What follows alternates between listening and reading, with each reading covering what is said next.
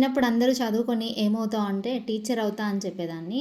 కానీ ఇలా టైలర్ అవుతానని కల్లో కూడా అనుకోలేదు. పేరెంట్స్ ఎవరైనా సరే పిల్లల ఫ్యూచర్ బాగుండాలి అని మనకన్నా ముందు మన ఫ్యూచర్ గురించి వాళ్ళే ఎక్కువ ఆలోచిస్తారు. మనకి ఆ టైంలో ఏమనిపిస్తుంది అంటే ఏంద్రా వీళ్ళ నాసా ఎప్పుడు ఏదో ఒకటి చెప్తూనే ఉంటారు, ఏదో ఒకటి చేయమంటూనే ఉంటారు అనుకుంటాము. కానీ ఆ టైం వచ్చినప్పుడు మాత్రమే వాళ్ళు ఎందుకు ఇలా ఆలోచించారు అనేది అర్థమవుతుంది. నేను కూడా అంతే. చదువుకునే వయసులో మా నాన్న ఎంత చెప్పారో చదువుకోమ్మా చదువుకోమ్మా అని చెప్పి, కానీ ఆ టైంలో నాకు చదువు అనేది బుర్రకెక్కలేదు. ఇంట్రెస్ట్ లేక నేను చదువు అయితే మానేశాను.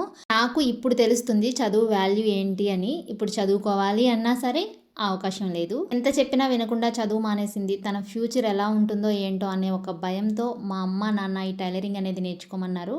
వాళ్ళ బలవంతంగానే నేను ఈ టైలరింగ్ అనేది నేర్చుకున్నా. అప్పుడు ఇంట్రెస్ట్ లేకుండా నేర్చుకున్నా సరే ఇప్పుడు ఈ టైలరింగ్ అనేది నాకు నిజంగా చాలా హెల్ప్ అయింది. అంటే ఖాళీగా ఉండకుండా, బయటికి వెళ్ళి పని చేయకుండా ఇంట్లోనే ఉంటూ నేను మనీ ఎర్న్ చేసుకుంటున్నాను అంటే నిజంగా ఈ టైలరింగ్ వల్లే. చదువుకోలేదు అనే బాధ నాలో ఎంతైతే ఉందో టైలరింగ్ నేర్చుకున్నాను అనే సంతోషం కూడా అంతే ఉంది. ఇంతకుముందు నన్ను అడిగిన కొన్ని డౌట్స్ని క్లియర్ చేస్తూ ఫుల్ వీడియో అయితే పోస్ట్ చేశాను. మీకు ఆ వీడియో కావాలి అంటే ఈ వీడియో కింద రిలేటెడ్ వీడియోలో ఉంటుంది, చెక్ చేయండి. మీకు ఇంకా బ్లౌజ్ కటింగ్లో ఇంకా ఏమైనా డౌట్స్ ఉంటే ఈ వీడియో కింద మాత్రమే కామెంట్ చేయండి.